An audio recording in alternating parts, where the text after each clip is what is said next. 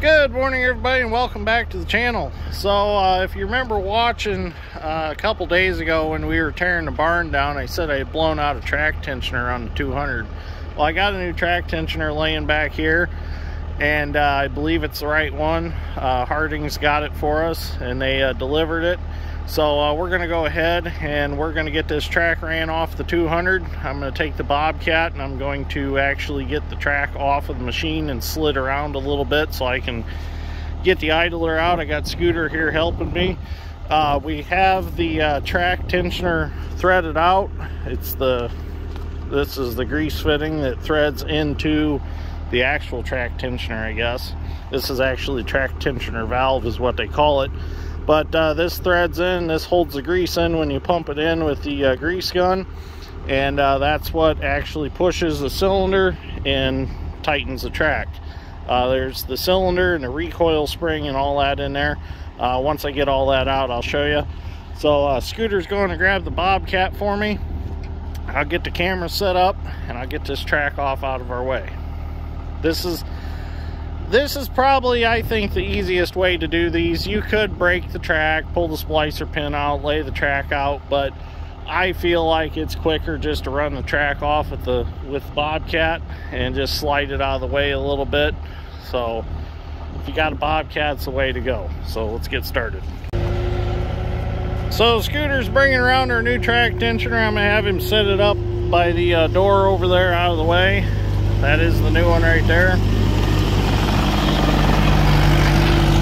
And then I'm going to have him take the forks and push in on the idler just to make sure that the track is fully slacked. There might be still a little bit of grease in there holding it out. So we'll push it in.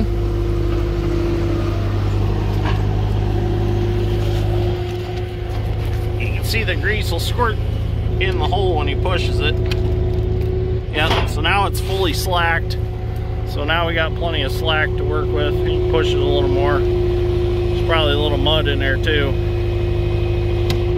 Okay, good. Now it is completely slacked off. So now I'll get the Bobcat and I'll get her off of there.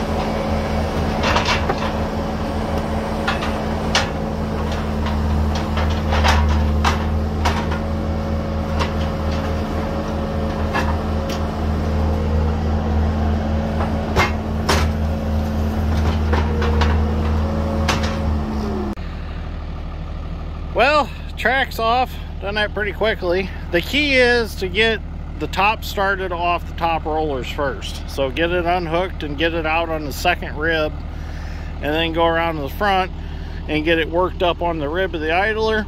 Run the track a little bit, and then once the rail starts to ride up on the rib of the idler, then you can just shove it right off. So I went ahead and I took the Bobcat and just took a fork and flipped the idler out. The idler's out, looks to be in good shape. I don't see anything wrong with it. Bushings feel good, bearings, whatever you want to call them. So here's our track tensioner. Now we got to get that pulled out of there. This track frame needs welded up. We'll have to do that eventually. But we'll get that out next. Hopefully that comes out easy. Sometimes they're bare, sometimes they slide right out of there. Now we're going to go ahead and pull that track tensioner out. I've got this rod with a hook on the end of it. Works real good. Sometimes they're stuck in the track frame. You got to go behind them with a porter power and push them out. But this one should be free. It should come out. Oops.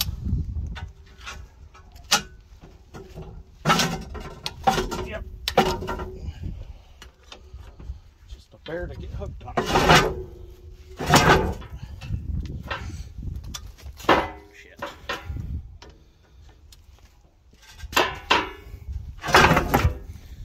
There it is. It's out. So now we'll compare it to the other one and see what we got. Well, after doing a little research and a little measuring, that new track tensioner is not the same as the old one. And from what we figured out is there's actually a difference for some reason between an EX200LC-5 Hitachi and a 200 LC Deere, which really there shouldn't be any difference, but I guess there is.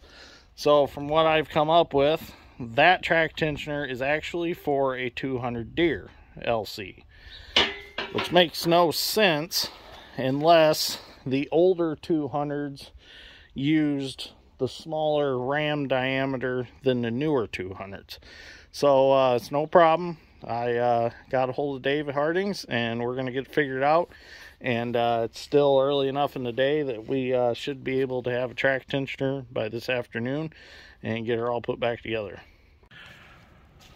Well, it's a couple days later, and after several disputes with ITR, they swear up and down that this is the replacement track tensioner for 200-5. So we're going to stick it back in, and if it blows out because it's got a smaller ram, it's going to get thrown through their window, isn't it? Yep, just like the old tire commercial. We're going to take that track tensioner and we're going to chuck it through their window, just like that old lady. So Dad Strength and I are going to get this thrown back together. Scooter's actually with my dad going to get some tile to put in a crossing, well, some smooth core Fratco pipe. So they're doing that. So we're going to get this put back together because I really need this excavator up and going again. Because I'm going to actually put the ditch bucket on it and do some digging so we can get this pipe put in. So he's going to bring Bobcat over here. We'll get this pallet carried over and we'll get it slid back in and get the track put back on. So I'm going to go grab my tripod and get the camera set up.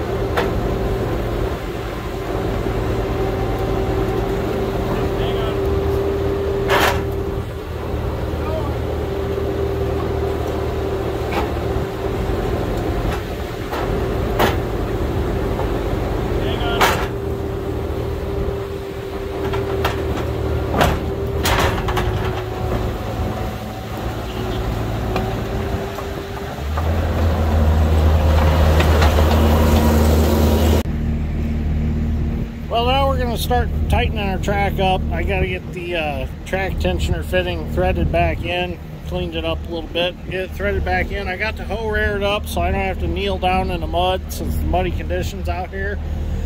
It's a nice thing about an excavator is you can tip them up so you're not down in the mud. So get this threaded back in.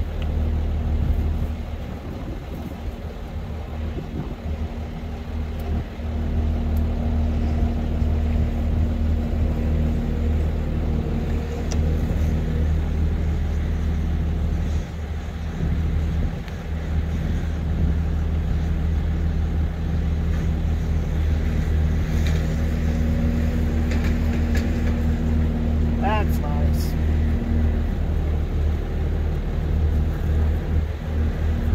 You know what kind of nasty grease they had in there? That's some nasty stuff.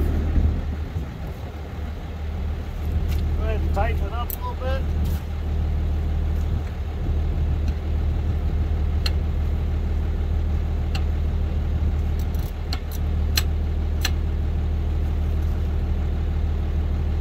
Perfect. Fitting's even pointing out the way we need it to point. So, for you that are not familiar with this, these excavators and, well, a lot of your newer excavators, a lot of your newer dozers, you just tighten the tracks up with a grease gun. Basically just a hydraulic cylinder is all it amounts to.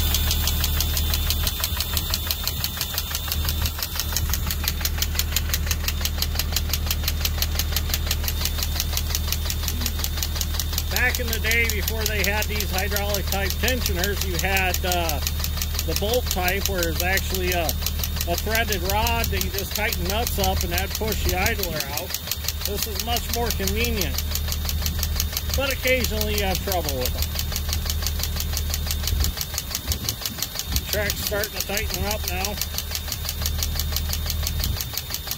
Probably going to run out of battery or grease before it tightens all the way up, though. That battery's only got 2 bars left right now.